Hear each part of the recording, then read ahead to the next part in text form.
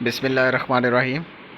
आज हम लोग जिस टॉपिक के बारे में बात करेंगे वो टॉपिक है लिमिटिंग रिएक्टेंट। और इसमें हम ये जान सकेंगे कि लिमिटिंग रिएक्टेंट क्या होता है और लिमिटिंग रिएक्टेंट का बिहेवियर क्या होता है। तो पहचान कैसे की जा सकती है कि लिमिटिंग रिएक्टेंट रिएक्शन के दौरान जो है वो जो रिएक्टेंट्स आपने इस्तेमाल किए हैं उसमें से लिमिटिंग रिएक्टेंट कौन सा है। तो लिमिटिंग रिएक्टेंट जो है the reactant in a chemical reaction that limits the amount of product that can be formed. The reaction will stop when all of the limiting reactant is consumed. XX reactant, the reactant in a chemical reaction that remains when a reaction stops, when a limiting reactant is completely consumed. तो limiting reactant reaction के दौरान इस्तेमाल होने वाली वो शय है जब दो अशिया को आपस में रिएक्ट करवाया जाए और जो शय पहले ख़त्म हो जाए रिएक्शन के दौरान उसको हम लोग लिमिटिंग रिएक्टेंट कहते हैं। यानी रिएक्शन के दौरान इस्तेमाल होने वाली शय जो कम्प्लीटली कंज्यूम हो जाए उस कंज्यूम होने वाली शय को जो है वो हम लोग लिमिटिंग रिएक्टेंट का नाम देते हैं।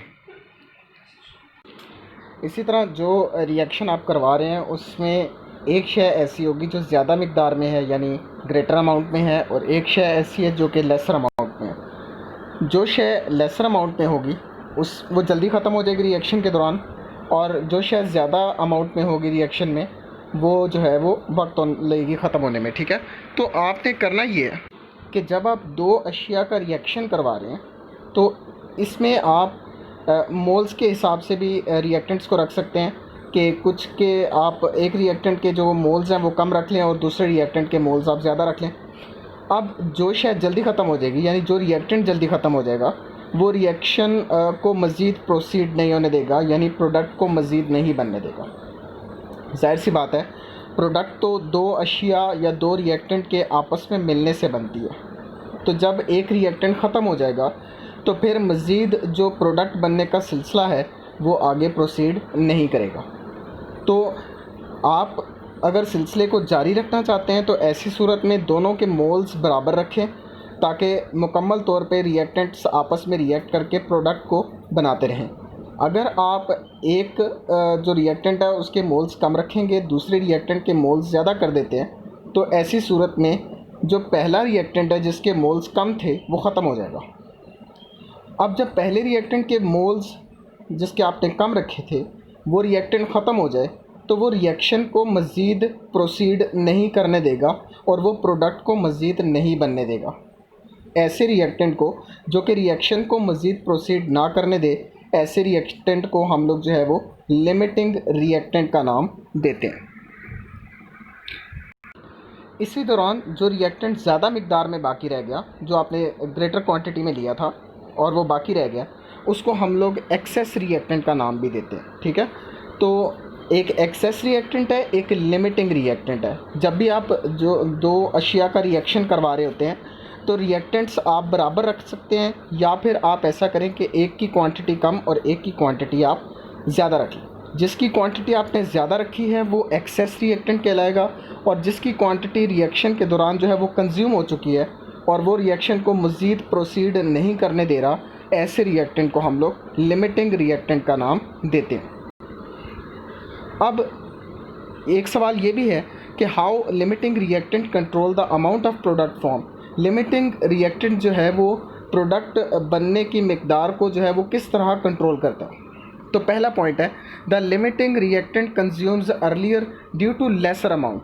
ये वही बात है जो मैंने आपको थोड़ी देर पहले बताई है कि रिएक्शन के दौरान आपने जो सब्सटेंस लेसर क्वांटिटी में रखा था और वो रिएक्शन के दौरान जो है पहले ही सारा कंज्यूम हो चुका होता है। जब वो कंज्यूम हो गया तो उसी को हम वहाँ से पहचान सकते हैं कि ये कम्प्लीटली रिएक्टेंट कंज्यूम हो चुका है, अब ये मज़ीद प्रोडक्ट को नहीं बनने देगा। सेकंड पॉइंट आपको बताया गया है the excess amount of non limiting reactant leaves behind and unreacted. यानी ये एक्सेस रिएक्टेंट की बात कर रहा है आपके साथ कि एक्सेस रिएक्टेंट वो रिएक्टेंट्स होंगे जो कि रिएक्शन के दौरान बाकी रह जाते हैं, यानी वो किसी और रिएक्टेंट से रिएक्ट नहीं कर पाते क्योंकि रिएक्टेंट दो ही थे।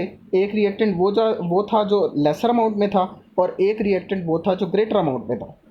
जो रिएक्टेंट लेसर अमाउंट में था वो ख़त्म हो चुका है और ग्रेटर अमाउंट का रिएक्टेंट जो है वो अब किसी से रिएक्ट नहीं कर पाएगा और वो अनरिएक्टेड फॉर्म में ही बीच में रह जाएगा।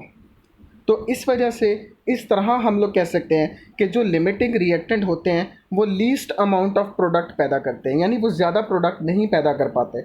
इस वजह से नहीं पैदा कर पाते क्योंकि लिमिटिंग रिएक्टेंट रिएक्शन के दौरान ख़त्म हो चुके होते हैं। ठीक है, नेक्स्ट आपको एक एग्जांपल देता हूँ, उस एग्जांपल से आपको समझ आ जाएगा कि लिमिटिंग रिएक्टेंट कौन सा होता है और एक्सेस रिएक्टेंट कौन सा होता है।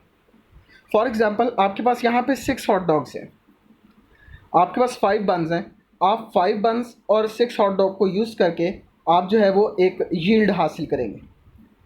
या यहाँ पे 4 बन्स हैं और आपके पास 5 हॉट डॉग्स हैं, इनका आप आपस में रिएक्ट करवाएंगे तो आपके पास जो है वो 4 हॉट डॉग बन बनेंगे।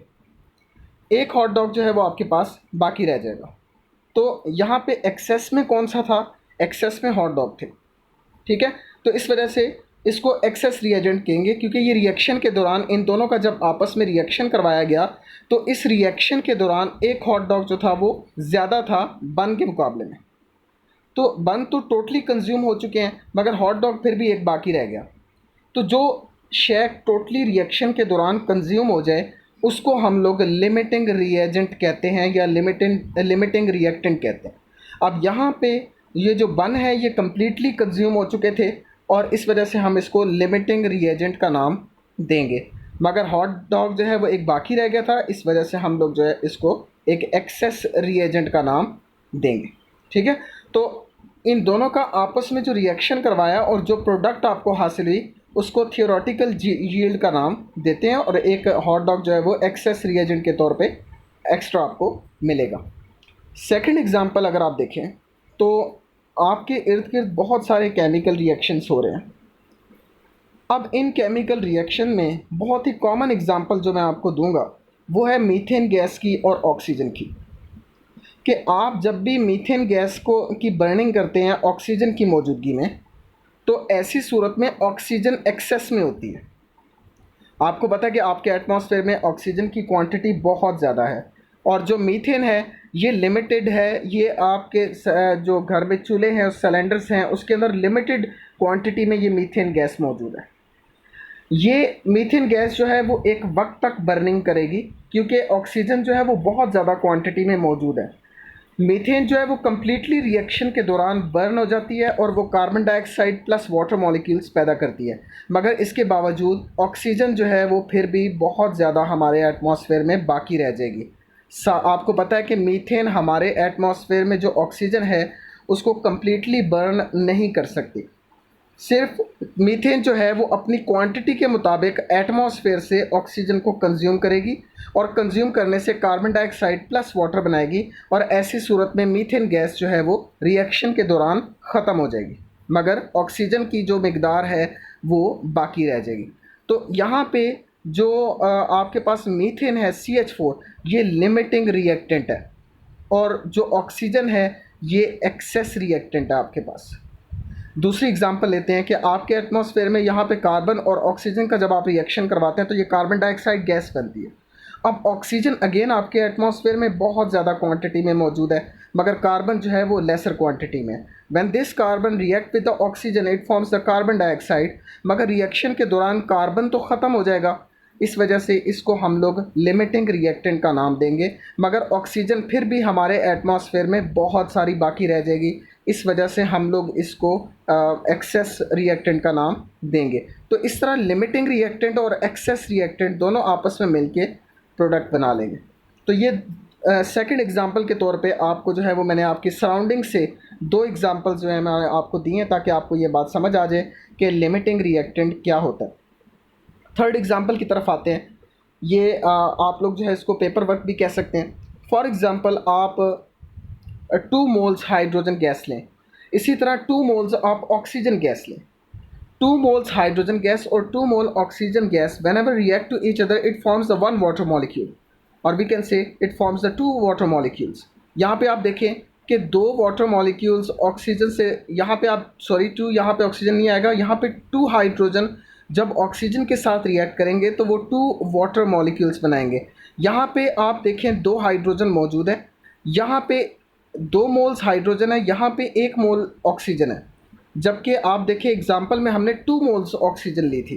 2 मोल्स ऑक्सीजन में से only 1 mole oxygen is consumed during the reaction with hydrogen gas.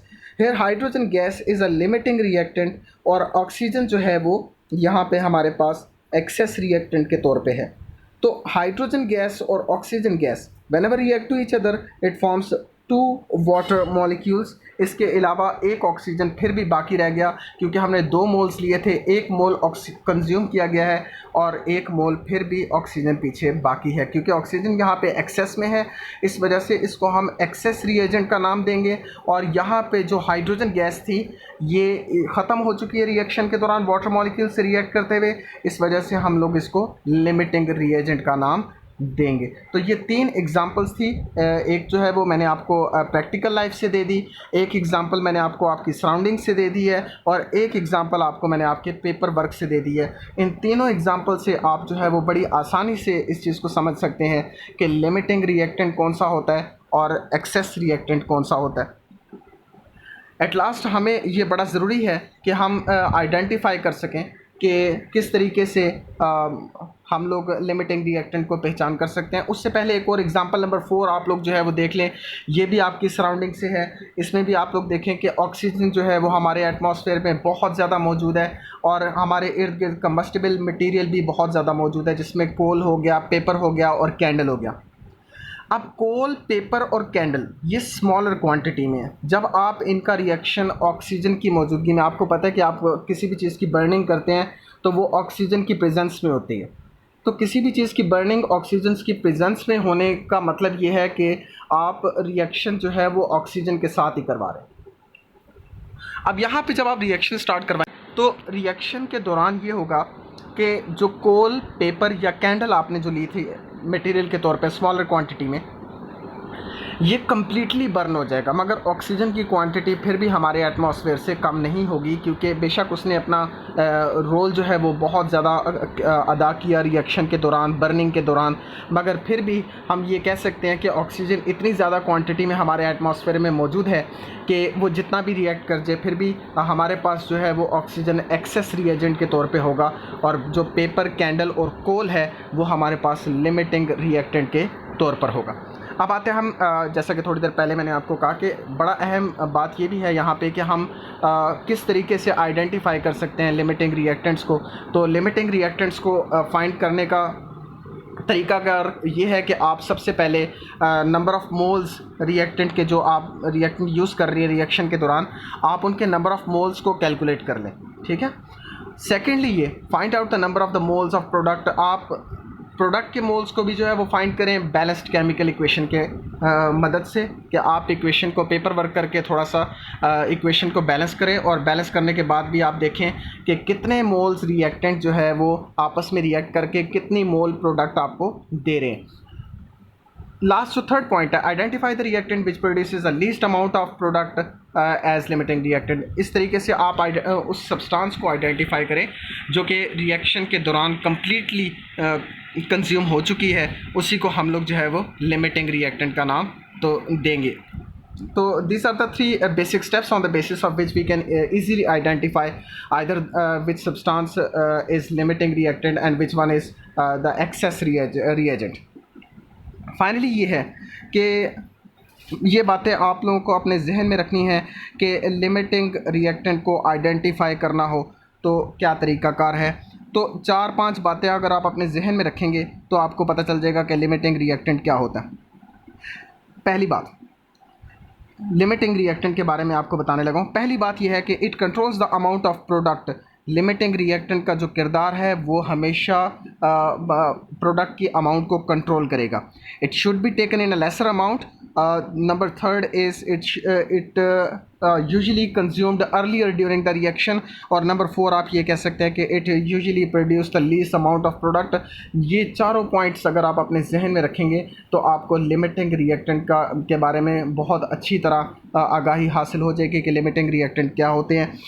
ये था हमारा आज का टॉपिक लिमिटिंग रिएक्टेंट्स के मुतालिक। होपफुली आप जो है वो इसको समझ चुके होंगे। आज के लिए बस इतना ही काफ़ी। अल्लाह हाफ़िज़।